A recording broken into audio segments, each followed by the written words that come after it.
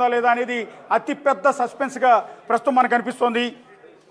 ఒకసారి పుష్ప తరపున అంటే అల్లు అర్జున్ గారి తరపున అడ్మిట్ అయిన సీనియర్ న్యాయవాది శ్రీనివాసరెడ్డి గారు ప్రస్తుతం మనకు అందుబాటులో ఉన్నారు. శ్రీనివాసరెడ్డి గారు నమస్తే. నమస్తే అండి. సార్ ఏం జరగబోతుంది సార్? ఆల్రెడీ హైకోర్టులో బెయిల్ పిటిషన్ వేసినట్టున్నారు కదా, యాంటిసిపేటరీ కోసం వేసినట్టున్నారు కదా? అంటే క్వాష్ పిటిషన్ వేశారు అల్లు అర్జున్ గారి తరపున వాళ్ళ లీగల్ టీము. ఓకే.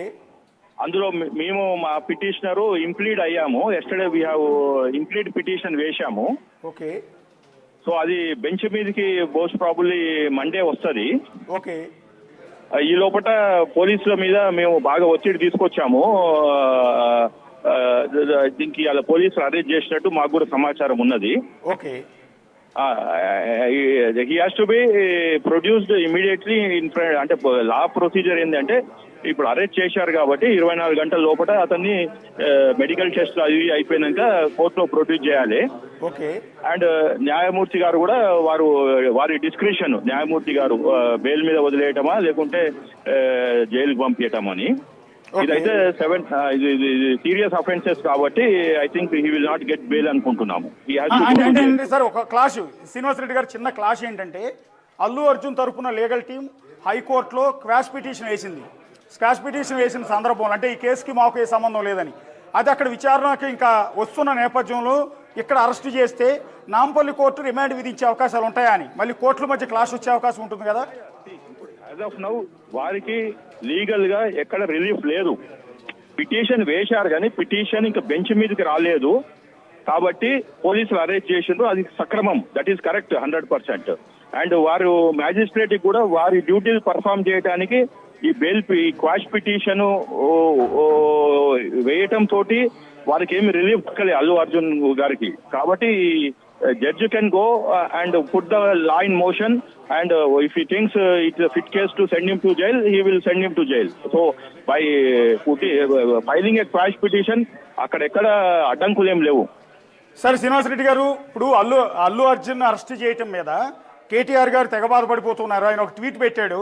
ఏంటంటే అల్లు అర్జున్ ఒక నేషనల్ అవార్డు వచ్చిన ఆర్టిస్ట్ను ఒక కామన్ మ్యాన్ మాదిరిగా అరెస్ట్ చేస్తారా? ఈ పరిపాలకులు తప్పు చేస్తూ ఉన్నారు అంటే ఏదో ఒక కోర్టు కూడా పెట్టారు. ఏంటంటే an insecure leader will always sabotage the people around them అంటూ ఒక ఆర్టిస్ట్ను ఒక కామన్ మ్యాన్ మాదిరిగా అరెస్ట్ చేస్తారా? ఈ పరిపాలకులు తప్పు చేస్తూ ఉన్నారు అంటే ఏదో ఒక కోర్టు కూడా పెట్టారు. ఏంటంటే an insecure leader will always sabotage the people around them అంటూ ఒక కోర్టును కూడా పోస్ట్ చేస్తున్నారు. Arrest of national award winning star Allu Arjun is the pinnacle of insecurity of the rulers. ఒక ఇన్సెక్యూరిటీతో కావాలని రేవంత్ రెడ్డి అరెస్ట్ చేయించాడు అన్నట్టుగా కేటీఆర్ ఒక ట్వీట్ చేశారు. బాధపడిపోతున్నాడు అల్లు అర్జున్ అరెస్ట్ చేశారు అంటే. కేటీఆర్ గారు అనవసరంగా ఈ సబ్జెక్ట్ లోకి వచ్చి అతను పరిపక్వత లేని రాజకీయ నాయకునిగా ప్రూవ్ చేసుకోవద్దని నా విన్నపం. ఓకే. రెండోది ఇక్కడ దిస్ ఈస్ బిట్వీన్ తెలంగాణ మహిళ చనిపోయింది రేవతి. ఇక్కడ అవార్డు రావడం తోటి క్రైమ్స్ చేస్తామంటే కుదరదు. నేను కేటీఆర్ గారికి చెప్పేది ఇమీడియట్ గా ట్విట్ విత్డ్రా చేసుకోండి. Award is given for his performance, not for this type of illegal activities.